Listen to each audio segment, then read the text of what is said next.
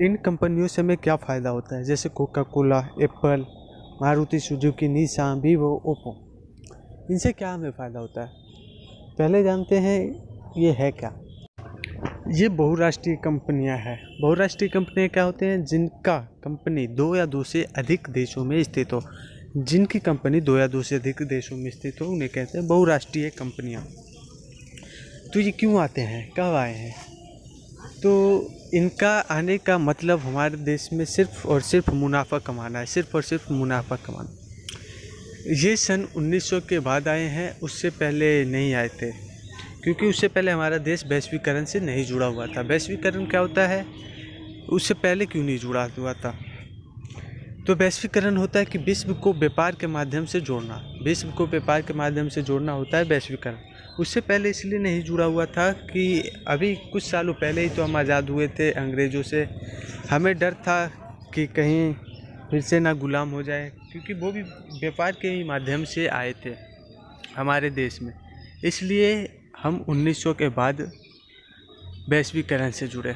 बहुत भारी प्रतिबंध थे लगे हुए 1900 के पहले, जिसे किसी भी कंपनियां लांघने में असमर्थ थी। तो 1900 के बाद उन प्रतिबंधों में उदारीकरण दे दिया गया। उदारीकरण क्या होता है कि प्रतिबंधों में छूट दे दी गई, कुछ छूट दे दी गई, जिसके कारण कंपनियां आने को तैयार हो गई। तो इन कंपनियों से हमें क्या फ़ायदा होता है? तो इन कंपनियों से फ़ायदा ये होता है कि जब ये हमारे देश में निवेश करते हैं तो उसके लिए ये हमारी सरकार को, हमारी गवर्नमेंट को एक अच्छी खासी भारी रकम देते हैं, जिससे कि वह रकम हमारे विकास के लिए काम आता है।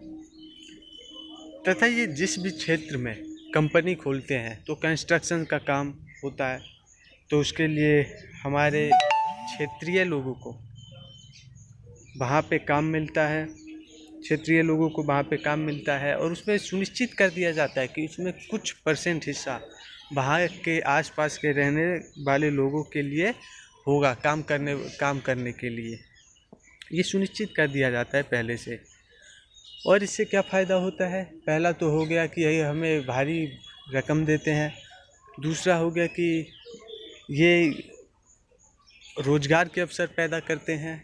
तीसरा क्या है कि ये आपस में कंपटीशन करते हैं। ये कंपनियां, जैसे मान लीजिए कोई बिस्किट की कंपनी है, तो वो अगर 5 रुपये में भी वो बिस्किट दे तो आप लेंगे, मतलब 6 रुपये में भी दे तो आप लेंगे।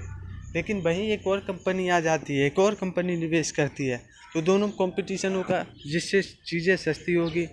तो चीज़ें सस्ती होगी तो इसमें हमारा ही फ़ायदा है।